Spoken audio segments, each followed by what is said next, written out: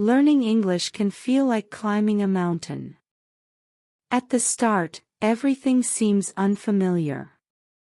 The grammar is difficult, the words are strange, and listening to native speakers can be confusing. But like walking in the mountains, step by step, it gets easier. With every new word and sentence, you go higher. And sometimes, learning feels calm and peaceful, just like a quiet walk in nature. This is a story about a boy named Elias. He was not looking for anything big or important. He simply wanted to walk. And he found something more than he expected in the mountains of Switzerland. Elias had always loved quiet places. He lived in a busy city, where cars were loud and people moved quickly. Every morning, the same sounds came through his window: buses, construction, and city life. He didn't hate it. But sometimes, he dreamed of green hills, cold air, and the sound of wind instead of engines. One summer, Elias took a short trip to Switzerland. He stayed in a small village near the Alps. The houses had wooden balconies with flowers, and the roofs were steep and strong. There were cows in the fields and small cafes that smelled like coffee and warm bread. He arrived late in the afternoon. The sky was still blue, but the sun was slowly falling behind the mountains. He had a small backpack and wore a soft gray jacket. The air felt different, lighter, cooler, and full of something calm. Elias didn't wait. He left his small guest house and started walking uphill. The path was made of stones and soft grass.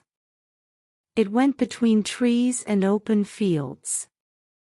He didn't have a map. He didn't need one. There was only one trail, and it was easy to follow. The village behind him grew smaller with every step. He could hear birds calling from the trees and the soft crunch of his shoes on the path. After walking for a while, Elias reached a small open space. The view opened like a book. Wide green hills stretched out in every direction. The mountains stood tall behind them, with their white peaks touching the clouds. He sat on a flat rock and looked around. There were no people. No cars. Just him and the world. Suddenly, he heard a sound.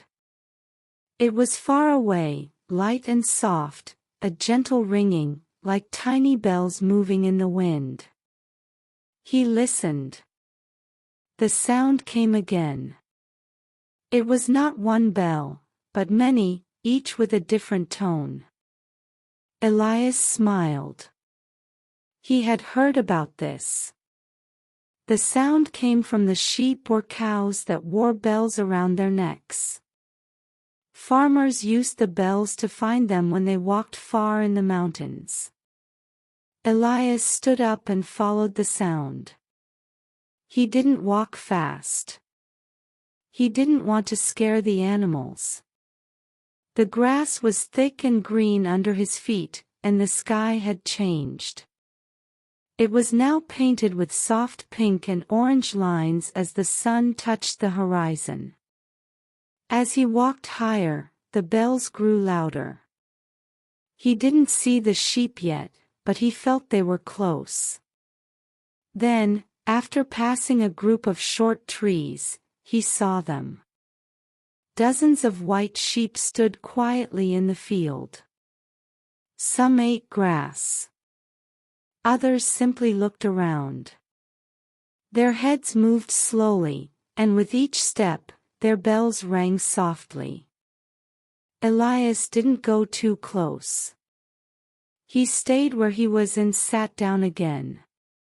He could see the mountains behind the sheep, the sky above them, and the shadows growing longer across the grass. The sound of the bells mixed with the wind and the birds. It was like music, simple, natural, and peaceful. He didn't take any pictures. He didn't look at his phone. He just watched and listened. For a long time, Elias stayed there. He felt something quiet grow inside him, like a part of him was returning to something old and true. He didn't need to explain it. He just felt it. As the light faded and the air grew colder, Elias stood up and started walking back. The bells still rang behind him. The village lights appeared below, small and yellow. He walked slowly, not wanting the moment to end too soon. When he reached his guest house, night had already come. He sat near the window, wrapped in a blanket, and drank hot tea. The sound of the bells was now only in his memory, but it stayed clear and strong.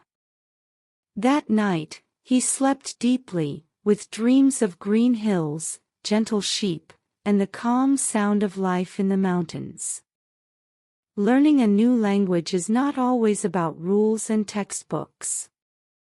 Sometimes, it's about hearing a story and feeling something inside. In this story, you learned words like trail, bell, sheep, and quiet. You heard how simple sentences can describe deep feelings. And maybe, like Elias, you imagined the peaceful sound of distant bells in the cold air. We upload videos like this every day to help you learn English with stories. If this story gave you a feeling, write it in the comments. You are learning more than just grammar, you are learning how to feel in another language.